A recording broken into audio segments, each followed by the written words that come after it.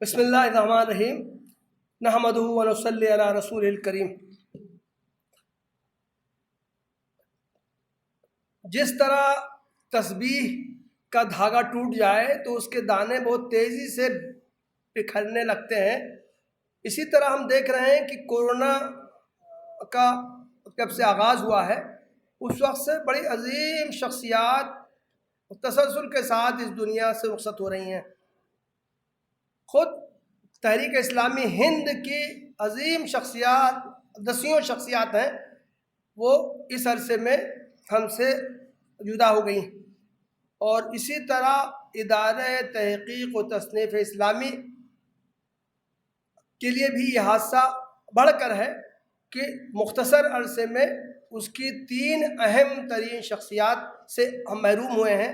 سب سے پہلے ڈاکٹر محمد رفعت صاحب جو ادارے تحقیق کے بانی خازن تھے، اس کے بعد مولانا سید جلال الدین عمری جو سیکرٹری بھی رہے، صدر بھی رہے، عرصے تک انہوں نے خدمات انجام دی، اور اب مولانا محمد فاروق خان۔ مولانا فاروق خان صاحب کی 3 جو خصوصیات ہیں وہ میں بہت اہم ترین میں سمجھتا ہوں تحریک اسلامی کے دائرے میں۔ ایک تو یہ کہ مولانا نے اسلامیات میں سب سے زیادہ سرمایہ چھوڑا۔ ہندوستان میں تحریک اسلامی کے اور کسی بھی فرد نے اتنا لٹریچر پیدا نہیں کیا۔ مولانا نے اپنے ایک انٹرویو میں خود بتایا کہ چھوٹی بڑی ان کی 100 کتابیں شائع ہو چکی ہیں۔ اتنی کتابیں تحریک کے اور کسی بھی شخص کی نہیں۔ دوسری بات یہ ہے کہ مولانا کے موضوعات میں اتنا تنوع ہے کہ جتنا تنوع ہے اتنا تنوع اور کسی بھی تحریک کی شخصیات میں نہیں پایا جاتا۔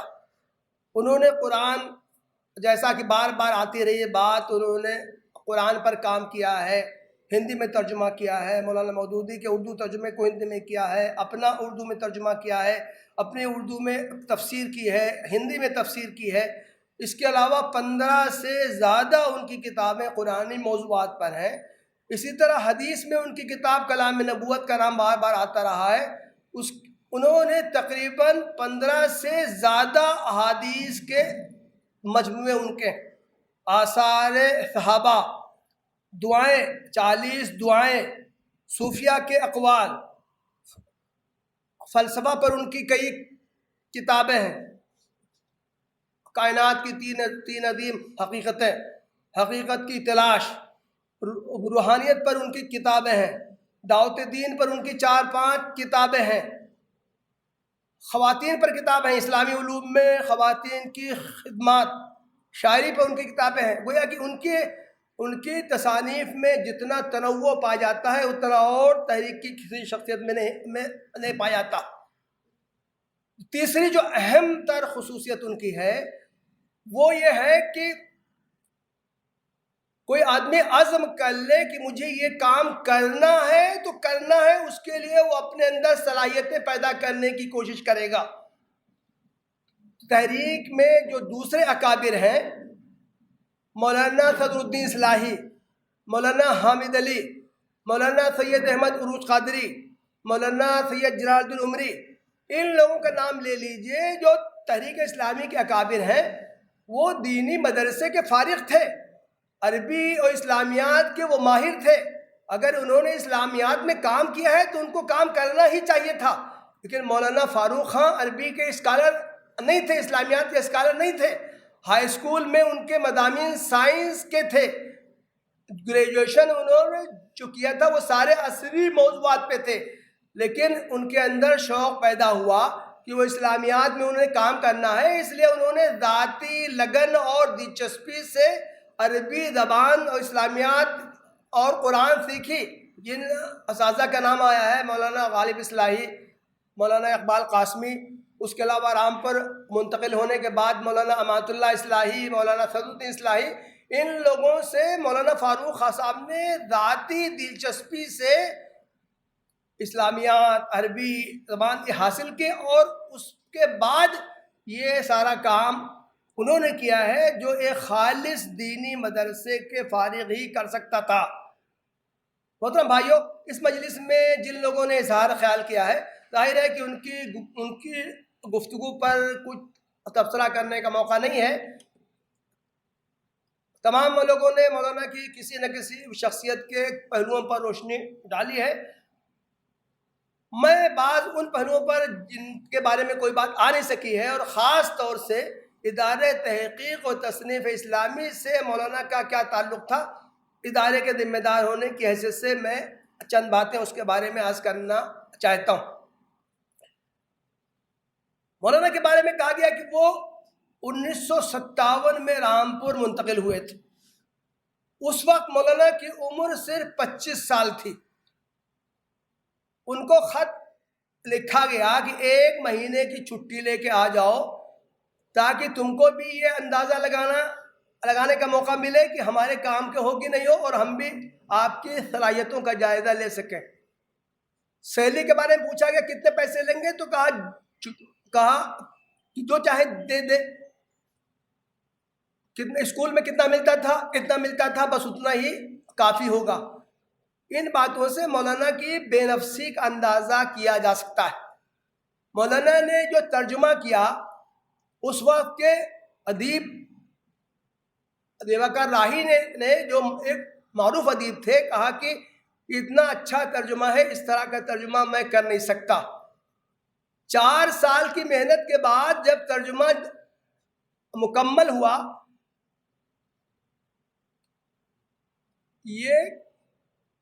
یہ بات زیر غور آئی کہ یہ ترجمہ کس کے نام سے شائع ہو۔ فاروق خان کو علمی دنیا کوئی نہیں جانتی، اس کے نام سے یہ ترجمہ شائع ہوگا تو پھر اس کی کوئی اہمیت ہی نہیں سمجھی جائے گی۔ آپ اندازہ کریں، ایک شخص نے جی جان لگا کے ترجمہ کیا ہو، اپنی بہترین صلاحیتیں وقف کی ہوں، اور اس کو یہ کہا جائے کہ یہ ترجمہ تمہارے نام سے شائع نہیں ہوگا، اس پر کیا بیتے گی۔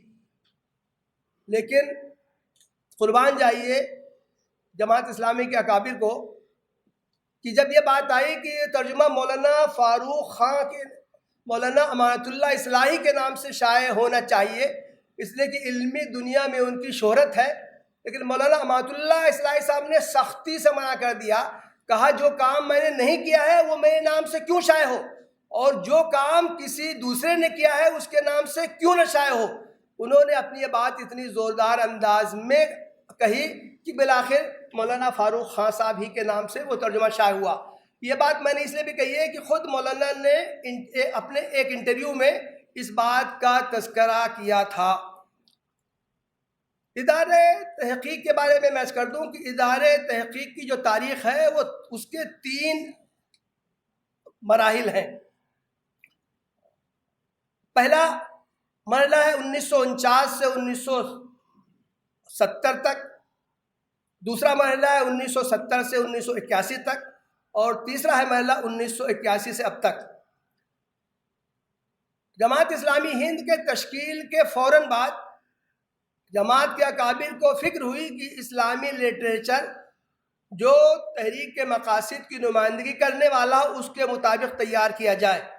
چنانچہ جماعت کا مرکز سرائے میر، اس کے بعد ملیح آباد ہوتا ہوا جب رامپور پہنچا۔ جماعت کی تاسیس اپریل 1948 میں ہو گئی تھی۔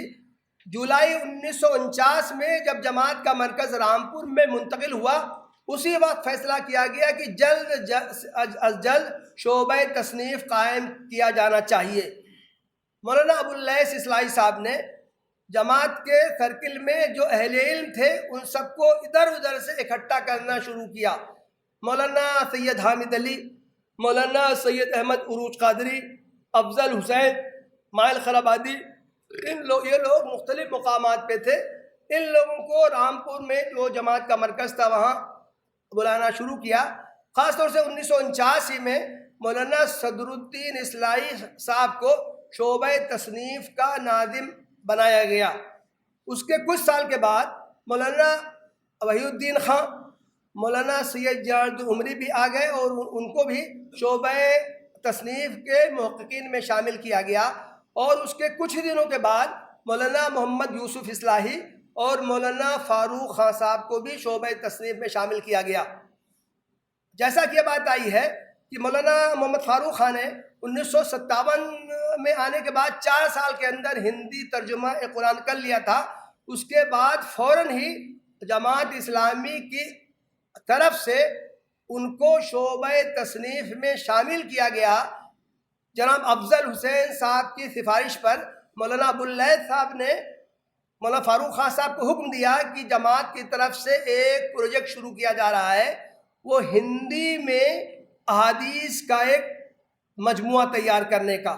یہ جو کلام نبوت ہم دیکھ رہے ہیں، اصلاً اس کا پروجیکٹ یہ تھا کہ ایک ہندی میں احادیث کا ایک مجموعہ تیار کیا جائے جو ایک جامع نظام حیات، جماعت اسلامی کو جو فکر ہے کہ اسلام ایک جامع نظام حیات ہے، اس کے مطابق احادیث کا مجموعہ تیار کیا جائے۔ اس کے لیے مولانا فاروق خان صاحب کو اس کام میں لگایا گیا تھا۔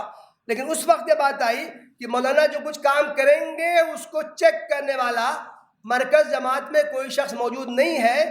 مولانا حامد علی صاحب ہیں اور لوگ ہیں، ان کو ہندی آتی نہیں ہے، اس لیے مولانا یہ کام اردو زبان میں کریں اور یہ جو اکابر ہیں وہ اس کو چیک کر لیں، بعد میں اس کا ہندی میں ترجمہ کیا جائے۔ لیکن تو بہرحال اس فیصلے کی وجہ سے یہ فائدہ ہوا کہ اصلاً اگر مولانا ہندی میں ہی کرتے تو بعد میں پتہ نہیں اس کا اردو میں ترجمہ ہوتا نہیں ہوتا، کیسا ہوتا۔ لیکن مولانا نے یہ کتاب اردو ہی میں لکھی، بعد میں ان کے شاگردوں نے، دوسرے لوگوں نے اس کا ہندی میں ترجمہ تو کیا، مولانا کو ہندی میں ترجمہ کرنے کی توفیق نہیں ہوئی، اور پھر ابھی حال میں کچھ سال پہلے اس کتاب کا انگریزی میں بھی ترجمہ ہو رہا ہے، زیادہ تر حصوں کا ہو رہا ہے، پروفیٹ اسپیکس کے نام سے۔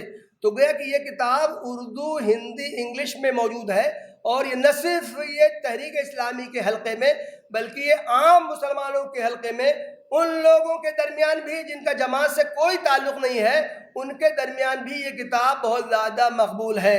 مولانا کا جب بھی تذکرہ آتا ہے، کلام نبوت کا تذکرہ لازماً آتا ہے، میں اس میں ایک جملہ اور جوڑنا چاہوں گا کہ یہ کتاب مولانا نے اس زمانے میں تصنیف کی تھی جب وہ شعبہ تصنیف میں شامل تھے، اور اس زمانے میں یہ 1961 سے لے کے 1970 تک مولانا نے اور جو غیر معمولی کام کیے ہیں، اس میں ایک تو مولانا مودودی کے اردو ترجمے کا ہندی میں ترجمہ کرنا، اس کے علاوہ مولانا مودودی کی کتاب دینیات کا ہندی میں ترجمہ کرنا، سید قطب کی کتاب المستقبل لحاد الدین اور حاد الدین دو کتابیں ہیں اس کا ہندی میں ترجمہ کرنا، علامہ ابن تیمیہ کی ایک کتاب کا ہندی میں ترجمہ کرنا۔ یہ سارا کام وہ ہے جو 1961 سے لے کے 1970 تک جب یہ جماعت کا شعبہ تصنیف تھا، مولانا فاروق خان اس سے وابستہ تھے، اس زمانے میں انہوں نے یہ کام کیا ہے۔ ادارے تحقیق کا جو دوسرا دور ہے وہ 1970 سے لے کے 1981 پر محیط ہے۔ یہ وہ دور ہے جب کہ جماعت اسلامی کا مرکز تو 1960 سے پہلے ہی دلی میں منتقل ہو گیا تھا، لیکن جماعت کا یہ شعبہ تصنیف کو رامپور ہی میں رکھا گیا تھا۔ 1970 میں فیصلہ کیا گیا کہ علی گڑھ مسلم یونیورسٹی کی مرکزی حیثیت ہے، اس لیے جماعت کے شعبہ تصنیف کو علی گڑھ منتقل کر دیا جائے۔ اس وقت صرف مولانا صدر الدین اصلاحی اور مولانا جلال الدین عمری صاحب نے علی گڑھ میں منتقلی پر آمادگی ظاہر کی۔ مولانا یوسف اصلاحی صاحب رامپور ہی میں رک گئے، اور مولانا فاروق خان صاحب کو جماعت اسلامی نے اپنے مرکز میں بلا لیا اور وہاں ان کو شعبہ ہندی کا انچارج بنایا۔ اس تعلق سے بھی میں مولانا کی ایک بے نفسی کا میں تذکرہ کروں گا۔ مولانا کو شعبہ ہندی کا انچارج جو بنایا گیا، مولانا نے بہت جلد انچارج شپ کو اپنے شاگرد نسیم غازی صاحب کو منتقل کر دیا اور ان کے ماتحت رہ کر کام کرنے کو پسند کیا۔ آج کل ہم جانتے ہیں کہ لوگ عہدے کے بھوکے ہوتے ہیں، آسانی سے عہدہ نہیں چھوڑتے ہیں، لیکن آپ اندازہ کریں کہ مولانا کو ایک بڑے شعبے کا ذمہ دار بنایا گیا، لیکن انہوں نے بہت جلد اس ذمہ داری کو دوسرے لوگوں کو منتقل کر دیا۔ ادارے تو رامپور میں اس کا نام شعبہ تصنیف تھا. جب یہ 1970 میں علی گڑھ میں آیا تو اس کا نام ادارہ تصنیف کر دیا گیا. 1970 سے 1981 تک مولانا فاروق خان صاحب کا ادارے سے تعلق نہیں رہا تھا، اس لیے کہ وہ جماعت اسلامی کے مرکز میں وہ کام کر رہے تھے. لیکن 1981 میں جب باقاعدہ ادارے کو ایک ٹرسٹ کی شکل دی گئی، ادارہ تحقیق و تصنیف اسلامی، تو جو 11 ملک کی اہم ترین شخصیات جو جماعت سے وابستہ تھیں اور علمی کام کر رہی تھیں ان کو ادارے کے ٹرسٹ میں شامل کیا گیا. اس میں مولانا فاروق خان صاحب کا بھی نام شامل کیا گیا. اس کے چند ہی سال کے بعد 1950 نومبر 1985 میں مولانا فاروق خان صاحب کو ادارے کی صدارت تفویض کی گئی. اس کا بھی ایک بہت دلچسپ واقعہ ہے. مولانا صدر الدین اصلاحی صاحب بار بار انکار کرتے تھے کہ میری صحت ٹھیک نہیں ہے، علی گڑھ میں بہت کم رہتا ہوں، مجھ کو صدارت سے الگ کیا جائے.